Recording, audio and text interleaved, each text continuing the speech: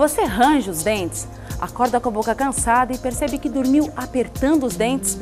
Você pode ter bruxismo. Saiba mais o que é e como tratar com o Dr. Libório do Seda Day Hospital. Ficou meio convencionado na odontologia para tratamento de bruxismo, que é o rangimento dos dentes durante a noite, o apertamento noturno, que é o briquismo, o uso dessas placas, dessas órteses noturnas.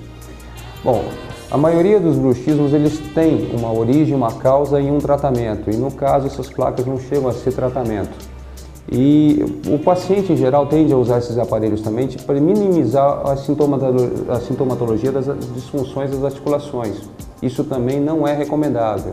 A tendência é piorar o quadro quando buscar um especialista ou o especialista encontrar um quadro muito piorado em relação ao quadro original.